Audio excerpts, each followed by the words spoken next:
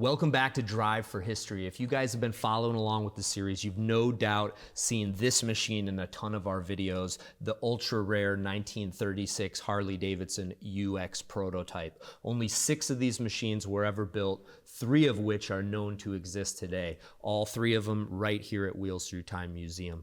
Following the success of the 36 Knucklehead, Harley Davidson immediately began redesigning their 74 and 80 cubic inch flatheads. Knucklehead, all new styling, double down tube frame, all new 4-speed transmission, teardrop gas tanks, beautiful dash instrument panel right up on top of the tanks, new front end, new wheels, new rims, new absolutely everything. Most importantly, the circulating dry sump oil system. So when Harley debuted that 36 Knucklehead with the dry sump system, horseshoe oil tank underneath the seat here, circulated oil from the tank down to the engine, throughout the motor and back up to the oil tank. Extended engine life, extended oil life, really a revolution, really had a big effect on pretty much every motorcycle produced from that point on. The UX model they debuted in the UL model they debuted in 1937.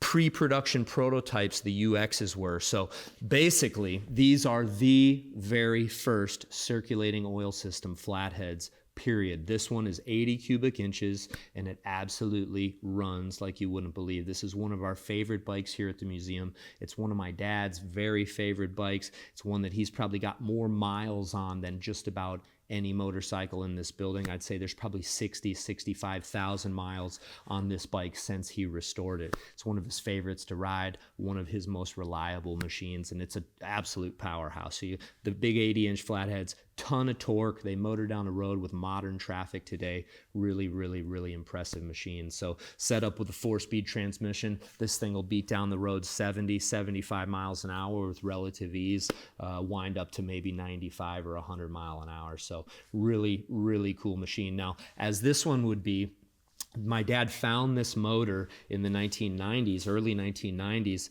and immediately began rebuilding the bike with a special purpose in mind. He rebuilt and restored this machine for he and his pal Wayne Stanfield to compete in the Great American Car Race. So Great American Car Race started in the 1980s.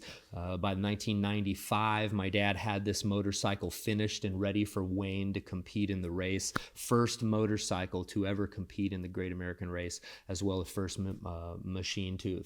first motorcycle to finish the Great American Race. So really, really awesome piece of work. The thing about the Great Race, it's a time distance rally. So the goal is to be on time. 3 seconds too early is 3 seconds too late. So as you go throughout, say, the 15 or 16-day course, there's hidden checkpoints that you pass and you don't know when you're passing them. You follow a route sheet that's so specific, proceed at 35 miles per hour for 4.2 miles, then increase your speed to 30 or to 40 miles an hour, hang a right at the church anyway, you guys get the point.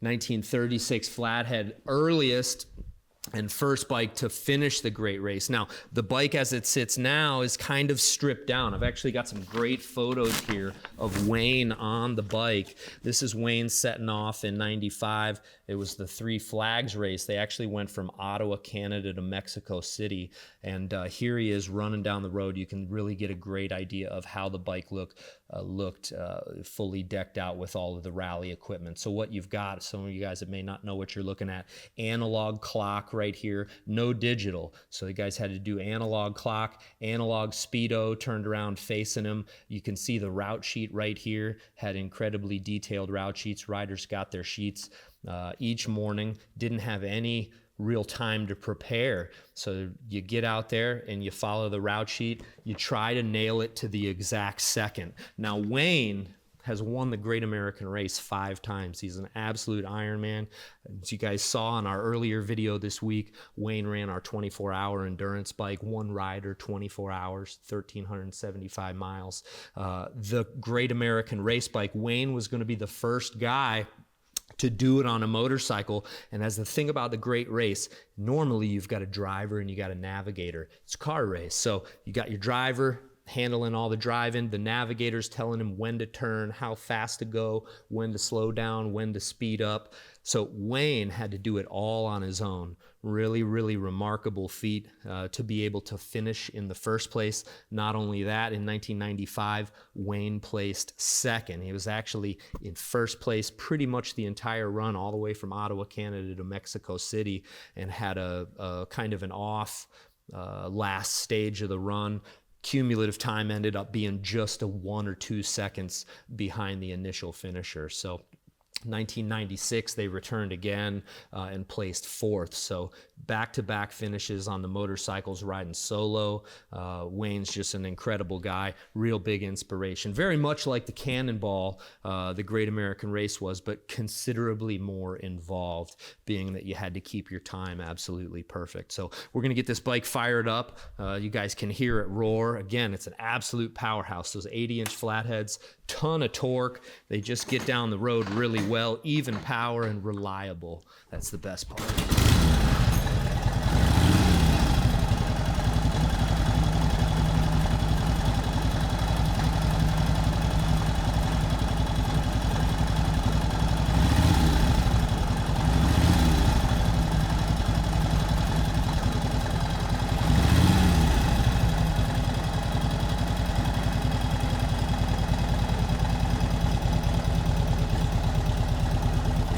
Super smooth, really even power.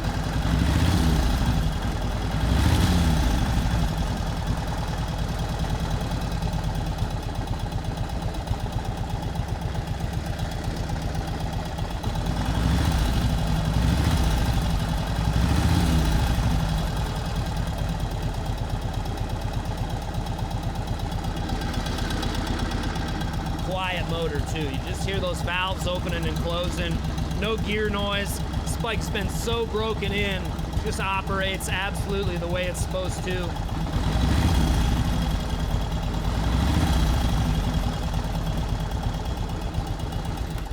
Starts easy, runs even better, 60, 65, 70 miles an hour. This thing hardly even knows you're sitting on it. So now the bike itself, far different than a standard UL Harley from 37 or the rest of the experimental UXs look. This one's been set up with the bob fenders. The whole idea with this bike, knowing Wayne was going to go thousands of miles coast to coast. Again, first run was Ottawa, Canada to Mexico City. Second great race they competed in was Tacoma to Toronto. So Tacoma, Washington, all the way to Toronto. Rideability was key. The bike had to be comfortable. Wayne was going to be on this bike all day, really for 12, 14, 16 days in a row. So you've got your big half moon floorboards, crash guards so you can stretch your feet out if you need to, Flanders buckhorn style handlebars, real comfortable grip there, rubber mounted risers to take that vibration out.